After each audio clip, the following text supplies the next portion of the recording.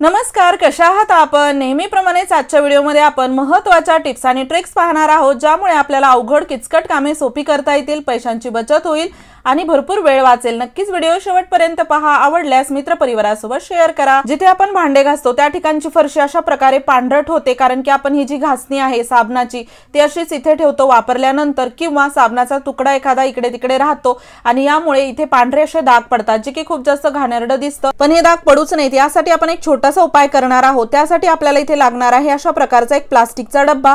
तुम्ही कोणताही प्लास्टिकचा डब्बा वापरू शकता। अगदी आपण याचा रियूज करणार आहोत, कारण की वेगवेगळे आपल्याकडे असेच तुटलेले थोडेफार प्लास्टिकचे डब्बे असतात, तर त्याचा आपण इथे खूप छान रियूज करू शकतो, ज्यामुळे तुम्हाला असे वेगळे पैसे खर्च करावे लागणार नाहीत अशा वस्तू खरेदी करण्यासाठी। तर इथे मी एक काटे चमचा असा गरम करून घेतलेला आहे। तुम्ही एखादी टोकदार वस्तू गरम करून घेऊन यावरती असे छिद्र पाडून घेऊ शकता। भरपूर छिद्र पाडा, जेणेकरून काय पूर्ण पाणी यामधून निघून जाईल। आता ही घासणी जी आहे ती आपण जर साबणामध्ये ठेवली तर साबणामध्ये पूर्ण पाणी होतं, साबण खराब होते। त्यामुळे ही घासणी आपण खाली फरशीवर न ठेवता अशा प्रकारच्या एखाद्या ऑर्गनायझर मध्ये ठेवायची, जेणेकरून पाणी पूर्णपणे निघून जातं, साबणही खराब होत नाही, फरशीवरती डागही होत नाहीत। नक्कीच आजपासून भांडे घासताना हा उपाय करा, त्यामुळे तुम्हाला छान व्यवस्थित ती जागा स्वच्छ ठेवता येईल। यानंतरची आपली टीप आहे पास्ता बनवण्यासाठी। बऱ्याच वेळा तक्रारी अशा येतात की पास्ता बनवत असताना पास्ता एकमेकाला असा चिटकतो, व्यवस्थित असा छान मोकळा बनत नाही। तर यासाठी एक छोटीशी टीप आहे, जेणेकरून तुमचा हा जो पास्ता आहे तो अजिबात असा चिकट होणार नाही। तर आपण जेव्हा याला गरम पाण्यामध्ये टाकतो आणि थोडंसं मीठ टाकतो, त्याच वेळेस आपल्याला यामध्ये टाकायचं आहे थोडंसं तेल, अगदी 2-3 थेंब तेल टाकायचं आहे आणि याला आपण व्यवस्थित असं मिक्स करून घेणार आहोत। आता याला छान आपण वाफवून घ्यायचं आहे, उकडून घ्यायचं आहे। पाहू शकता यामुळे अजिबात हा एकमेकाला असा चिटकत नाही, चिकट होत नाही, छान मोकळा पास्ता बनतो। नक्कीच यानंतर ट्राय करा। आणि हो, तुम्ही हा व्हिडिओ कोणत्या गावातून किंवा शहरातून पाहत आहात ते मला कमेंट बॉक्समध्ये सांगायला विसरू नका, जेणेकरून माझा व्हिडिओ कुठे कुठे पोहोचला मला ते कळेल। यानंतरची आपली टीप आहे अशा प्रकारच्या चॉपरसाठी। आजकाल हे चॉपर प्रत्येकाच्याच घरी असतात, आपण याला वापरतो, पण लवकरच हे खराब देखील होतात। त्याचं एक महत्त्वाचं कारण असं आहे की याचा जो वरचा भाग असतो यामध्ये पाणी गेलं की आतमध्ये जी रिंग असते त्याला गंज चढतो आणि लवकरच हे खराब होतं, जड जातं। पण हे लवकर खराब होऊ नये म्हणून आपण एक छोटंसं काम करू शकतो, जेणेकरून आपले डबल फायदे होतील। तर आता काय होतं, चॉपरमध्ये असं आपण याला बारीक करायला काही वस्तू घेतल्या की त्याच्या वरच्या झाकणाला हे असं पूर्णपणे त्यामधील वस्तू चिटकतात आणि यामुळे आपल्याला हे झाकण देखील स्वच्छ धुवून घ्यावं लागतं आणि त्यामध्ये पाणी जातं आणि हे झाकण खराब होतं। तर ही अशी प्रोसेस जी आहे ती आपल्याला टाळता येते, ती एका पॉलिथिनच्या मदतीने। तर इथे छोटीशी पॉलिथिन घ्या, त्याचा पातळ एक तुकडा आपल्याला काढून घ्यायचा आहे आणि मध्यभागी त्याच्या आपण एक छोटंसं छिद्र करणार आहोत। त्यानंतर पहा, असं मोजमाप वगैरे घ्यायची गरज नाही, ढोबळमानाने याला कट करा आणि तुम्ही जे चॉपरमध्ये बारीक वस्तू करत आहात त्या नेहमीप्रमाणेच यामध्ये टाकायच्या आहेत। यामुळे आपली जी पॉलिथिन वापरलेली आहे त्याला पूर्ण ज्या वस्तू आहेत त्या चिटकतात, आपलं याचं झाकण खराब होत नाही, घाण होत नाही, ज्यामुळे आपल्याला हे धुवायची गरज पडत नाही। जरी तुम्ही थोडंफार पाणी लावून धुवून घेतलं तरी आतमध्ये त्याच्या पाणी जाणार नाही आणि हे लवकर खराब होणार नाही। पाहू शकता यामुळे आपल्याला थोडंफार हे घासायचंही काम वाचलं आणि त्यासोबतच आपलं हे चॉपर अजिबात खराब होणार नाही। यानंतरची आपली टीप आहे सिलेंडरसाठी। आता भरलेलं सिलेंडर उचलायचं म्हणलं की घरामध्ये पुरुष मंडळी असले तरच आपल्याला हे उचलून दुसऱ्या जागी ठेवायचं सोपं जातं, पण स्वतः घरामध्ये जर याला उचलून ठेवायचं म्हणलं तर खूप अवघड जातं आणि ओढून घेतलं तर काय फरशीला डाग होतात, खराब फरशी होते। तर असं होऊ नये यासाठी एक छोटंसं काम करा, जेणेकरून घरामध्ये कुणी असू नसू तुम्ही स्वतः हे सिलेंडर एका जागेवरून दुसऱ्या जागी ओढून घेऊ जाऊ शकतात। तर इथे आपल्याला घ्यायची आहे पायपुसणी। सध्या माझ्याकडे ही ग्रीन मॅट पायपुसणी आहे, तर मी यालाच वापरत आहे। तुम्ही कोणतीही पायपुसणी किंवा एखादा कपडा देखील वापरू शकता। त्यावरती सिलेंडर फक्त आपल्याला थोडंसं वाकडं करून ठेवायचं आहे आणि त्यानंतर अशा प्रकारे आपण याला ओढून घ्यायचं, जेणेकरून आपल्याला कोणाच्याही मदतीची गरज लागत नाही, त्यासोबतच आपली फरशीही खराब होत नाही आणि पायपुसणीचा छान वापर होतो। ट्रिक्स आवडत असतील तर नक्कीच मित्रपरिवारासोबत जास्तीत जास्त शेअर करा।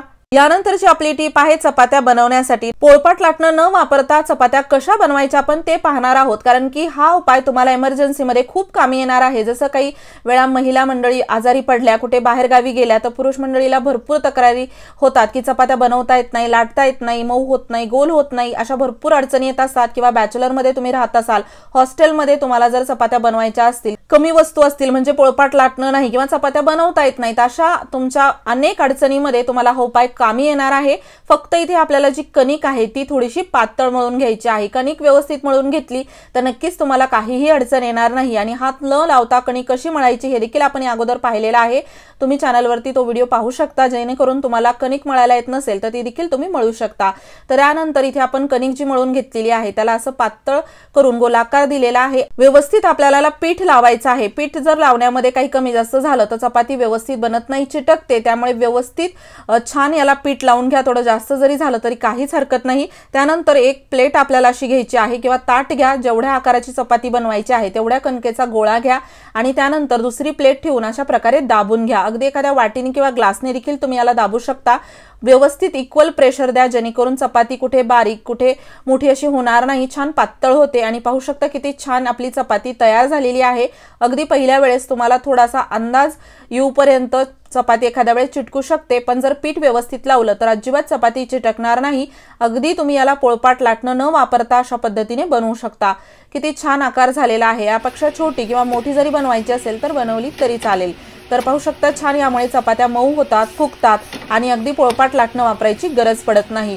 इमर्जन्सी मध्ये तुम्हाला ही ट्रिक खूप कामी येणार आहे, कारण की आपलं महिलांचं दररोजचं चपात्या बनवण्याचं काम असतं। आपल्याला काही अवघड वाटत नाही, पण ज्यांना चपात्या बनवता येत नाहीत किंवा नवीन लग्न झालेल्या काही मुलींना देखील चपात्या बनवायला अडचण येते, तर त्यांना देखील ही ट्रिक खूप कामी येणार आहे। आणि इमर्जन्सी मध्ये तर यापेक्षा तुम्हाला कोणताच उपाय कामी येणार नाही, कारण की भात किंवा खिचडी खाऊन खाऊन देखील आपण कंटाळून जातो, चपाती खाल्ल्याशिवाय राहत नाही।